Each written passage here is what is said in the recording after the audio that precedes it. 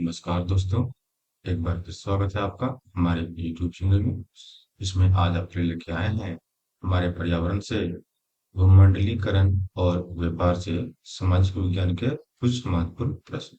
ठीक है, जो कि 10वीं कक्षा के विज्ञान पर आधारित है। सभी प्रश्न जो हैं वो बैंकिंग, एसएससी, रेलवे और अदर एग्जाम के लिए इम्पोर्टेंट है। चलिए चलते हैं आज का पहला प्रश्न की ओर। आज का हमारा पहला प्रश्न है, भूमंडलीकरण की शुरुआत किस दशक में हुई थी?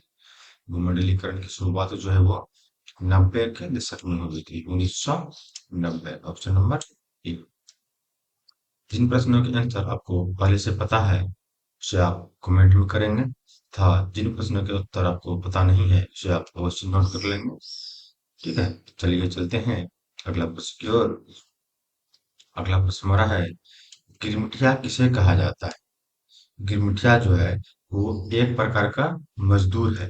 वो अनुबंधित मजदूर है। क्या है? अनुबंधित मजदूर को गिरमिटिया कहा जाता है। ठीक है, अगला प्रश्न हमारा है, द्वितीय महायुद्ध के बाद यूरोप में कौन सी संस्था का उदय आर्थिक दुष्प्रभाव को समाप्त करने के लिए हुआ? देखिए, द्वितीय महायुद्ध के बाद की बात कर रहा है, तो ये हुआ था यूरोपीय संघ की जो हुआ था, शुरुआत हो गया था यूरोपीय संघ। ऑप्शन नंबर डी, यूरोपीय संघ संस्था का उदय हो गया था जो दुष्प्रभाव को समाप्त किया था। ठीक है, क्या था? यूरोपीय संघ। Option number D. अगला प्रश्न हमारा है, प्राचीन काल में किस स्थल मार्ग से एशिया और यूरोप का व्यापार होता था? प्राचीन काल में जो थे वो एक ऐसा मार्ग था जिससे भारत, एशिया और यूरोप, एशिया महादेश और यूरोप का व्यापार होता था। वो मार्ग था रेशम मार्ग से नामित। क्या जानते थे? उसका नाम था रेशम मार्ग। Option number B. प्रश्न हमारा है, बाजार का स्वरूप विश्वव्यापी किस क्रांति के बाद हुआ?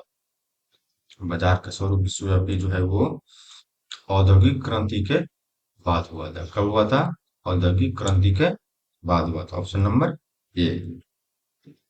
अगला प्रश्न हमारा है, विश्वव्यापी आर्थिक संकट किस वर्ष आरंभ हुआ था? विश्वव्यापी आर्थिक संकट बोल रहा है। क्या बोल रहा है?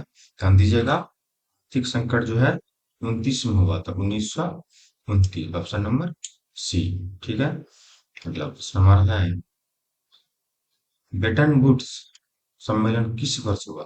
ब्रेटन वुड्स जो सम्मेलन है वो हुआ था 1944 ईस्वी में। Option number C. अगला प्रश्न चलते हैं। अगला प्रश्न हमारा है, विश्व व्यापार के स्वरूप का आधार क्या था? विश्व व्यापार के स्वरूप का आधार जो था वो था वस्त्र उद्योग। क्या था?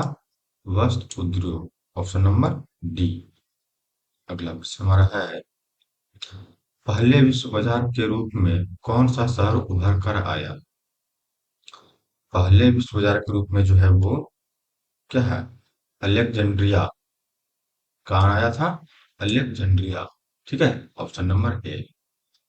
अगला प्रश्न हमारा है, गिरमिटिया मजदूर बिहार के किस क्षेत्र से भेजे जाते हैं? देखिए, बिहार के कोई क्षेत्र, उत्तरी क्षेत्र जो है ये इसके लिए फेमस है, तो वो है ऑप्शन नंबर सी, उत्तरी क्षेत्र से गिरमिटिया मजदूर को भेजे जाते हैं। ठीक है, गिरमिटिया मजदूर को एक तरह से क्या बोलते हैं? एग्रीमेंट पर मजदूर ले आता है, एग्रीमेंट कर ले आता है, अंगूठा कागज पे ले आता है, कॉन्ट्रैक्ट पे कि इतना दिन काम करना है, ऐसे काम करना है। एग्रीमेंट वाले मजदूर को ही गिरमिटिया मजदूर कहता है। ठीक है, अगला क्वेश्चन हमारा क्या है, सिकंदर कहाँ का निवासी था? सिकंदर जो है ये तो पता होगा सबको, सिकंदर यूनानी था। Option number C. अगला प्रश्न हमारा है, प्रथम विश्व युद्ध की समाप्ति के बाद किसके द्वारा यूरोप की अवस्था को पुनर्जीवित करने का प्रयास किया गया? किसके द्वारा किया गया था? किया गया था अमेरिका के द्वारा। ठीक है, किसके द्वारा किया गया था? अमेरिका के द्वारा। अगला प्रश्न हमारा है, विश्व बाजार का विस्तार आधुनिक काल में किस समय के आरंभ हुआ? ठीक है, किस समय से आरंभ हुआ आधुनिक काल में? तो इसका ऑप्शन हो जाएगा ऑप्शन नंबर बी 18वीं शताब्दी में। कब हुआ था? 18वीं शताब्दी। अगला प्रश्न हमारा है, कच्ची कपास का निर्यात कच्ची कपास का निर्यात 1800 से 1872 के बीच 5% बढ़कर कितना परसेंट हो गया? 5% से बढ़कर वो जो है 35% के लगभग में हो गया था। Option number B. ठीक है। अगला प्रश्न हमारा है, आर्थिक संकट यानी मंदी के कारण यूरोप में कौन सी नई शासन प्रणाली का उदय हुआ? मंदी के कारण जो है यूरोप में कौन सी शासन प्रणाली का उदय हुआ? हुआ था फांसीवादी नाजीवादी शासन। कौन हुआ था? फांसीवादी नाजीवादी शासन। Option number C. अगला प्रश्न हमारा है, आधुनिक युग में अर्थव्यवस्था के क्षेत्र में होने वाले सबसे बड़ी क्रांति कौन सी थी? अर्थव्यवस्था के क्षेत्र में जो था वो हुआ था औद्योगिक क्रांति हुआ। क्या हुआ था? औद्योगिक क्रांति। Option number B. अगला प्रश्न हमारा है, होसे मेला का आयोजन कहाँ होता है? होसे मेला का आयोजन जो है वो त्रिनिदाद में होता है। कहाँ होता है? त्रिनिदाद में। Option number C. अगला प्रश्न हमारा है, रेशम मार्ग कहाँ से आरंभ होता है? पहले बताए थे रेशम मार्ग जो है यूरोप और एशिया को जोड़ने वाली मार्ग था। तो रेशम मार्ग का जो क्या बोल रहे हैं आरंभ होता है, तो वो होता है चीन से होता है। कहाँ से होता है? चीन से होता है। अगला प्रश्न हमारा है, बृहद उत्पादन व्यवस्था किस देश में आरंभ की गई?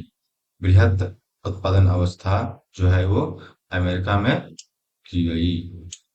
Option number C. अगला प्रश्न हमारा है, आलू अकाल किस देश में हुआ था? आलू अकाल जो है वो आयरलैंड में हुआ था। बहुत ही फेमस किस्सा है आलू का अकाल, ये आयरलैंड में हुआ था। Option number B. अगला प्रश्न हमारा है, कॉर्न लॉ किस देश में पारित की गई थी? पारित किया गया था कॉर्न लॉ जो है ब्रिटेन में की गई थी। किसमें की गई थी? ब्रिटेन में की गई थी। Option number D. अगला प्रश्न हमारा है, नूडल्स किस मूल का नाम था? नूडल्स जो है वो किस मूल का नाम था? वो था चीनी का नाम। चीनी वाला के नाम को अभी भी बोलते हैं नूडल्स। और वो क्या वो घास फूस खाने वाले आदमी अभी भी बोलते हैं नूडल्स। चीनी मूल के नाम था। ठीक है।